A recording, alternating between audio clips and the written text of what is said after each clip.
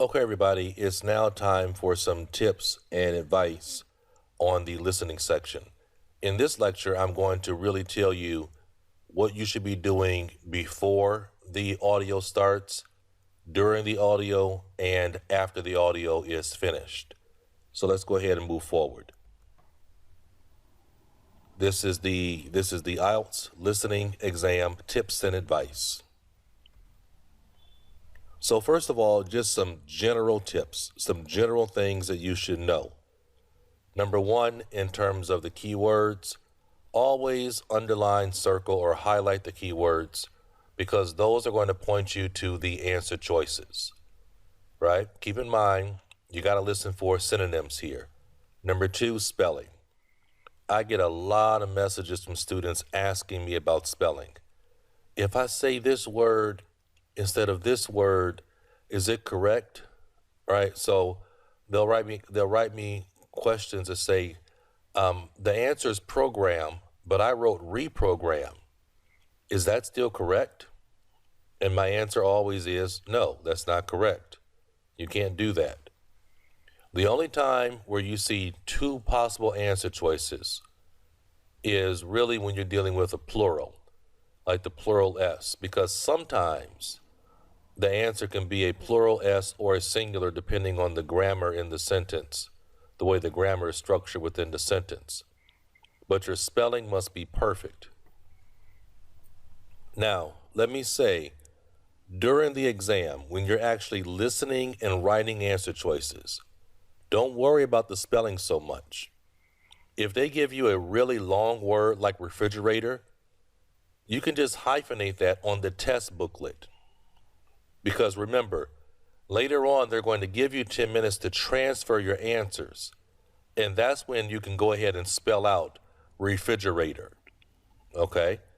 But sometimes, if during the exam, when you're actually taking the exam, and they give a really long word like rendezvous, or information, or refrigerator, right? If you're busy trying to spell out a really long word, magnificent.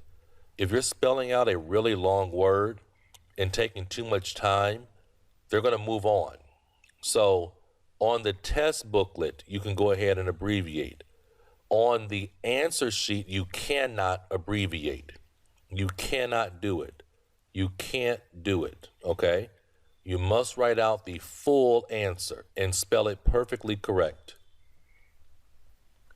Now, in terms of writing answers, when you hear an answer stated or you believe you hear an answer stated, write it down.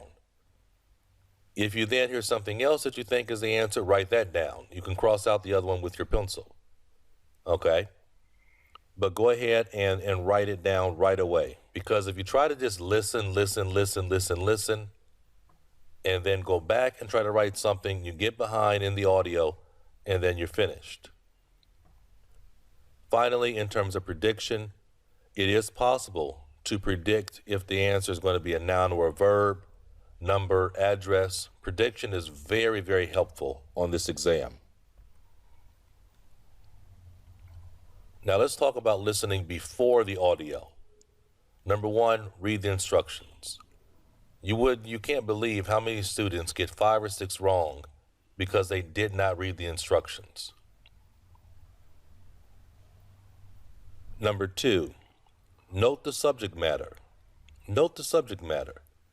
Because if they're going to give a short presentation on a new sports center, then a lot of the answer choices might be sports-related answer choices.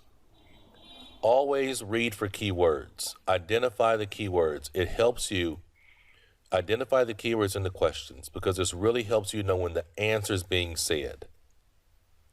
Number four, think about synonyms.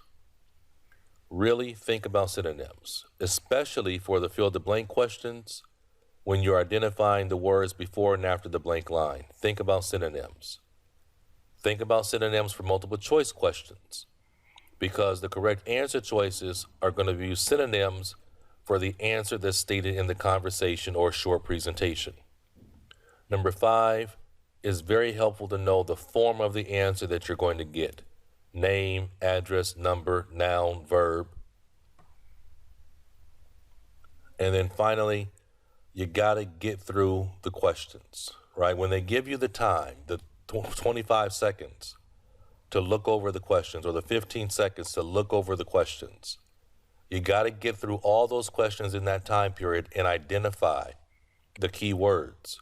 Because again, that's going to help you know when they're about to tell you the answer, or it's going to help you know the language that's connected to the answer choice. So that's really, really important.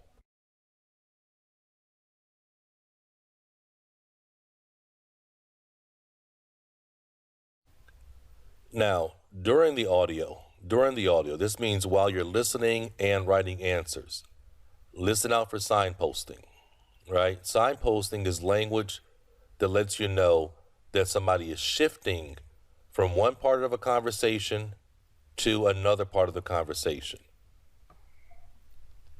So, for example, in section number 3, if it's 2 or 3 people talking, very often one of the students will say the answer choice, the correct answer choice, and the other student will say, okay, that sounds good.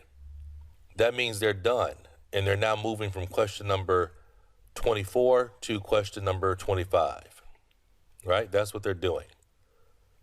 Also, during the audio, you have to listen out for paraphrasing. You've heard me say this over and over and over again. It's all about paraphrasing and synonym language. Number 3, you have to continuously listen. Continuously listen. That means when you're writing an answer choice, you cannot shut off your ears and stop listening, because they're still talking. They're moving on and giving information that's going to lead you into the next question. They don't give an answer choice, stop, wait for you to write down the answer, and then keep going. Also, don't get stuck. If you're not sure of an answer choice, move forward. Don't get stuck. If you get stuck, you get behind. Next, number 5, you see the word there, understanding.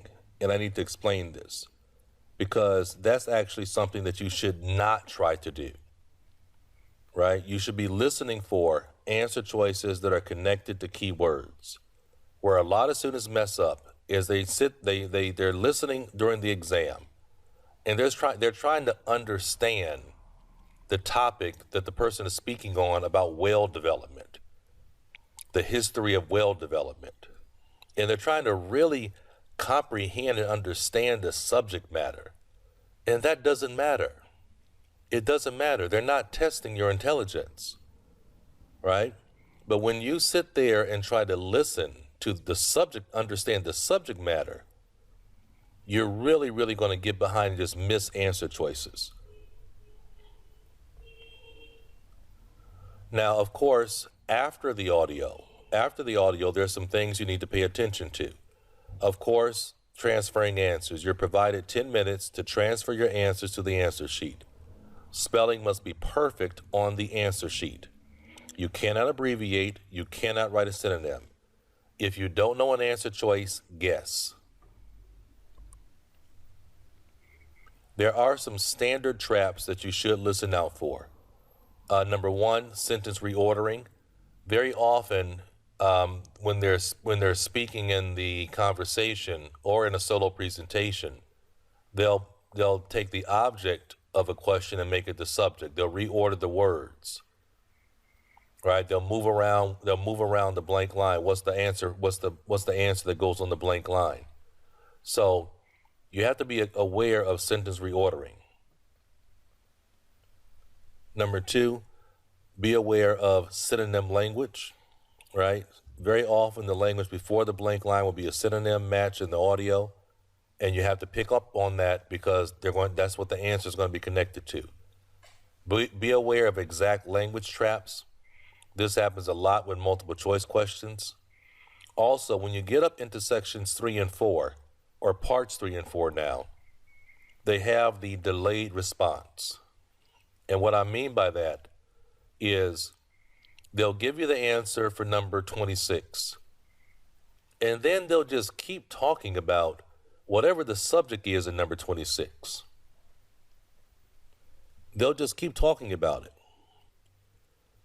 So they're delaying before they get to the information for number 27. And they do that so that, for students that have a lower level of English, they're going to get lost. They're going to think, well, wait a minute, is this information now dealing with number 27? No, they're just speaking some extra time about the topic for the previous question. Next, multiple options. If you have an answer choice that's dealing with a number, very often they're going to give multiple numbers.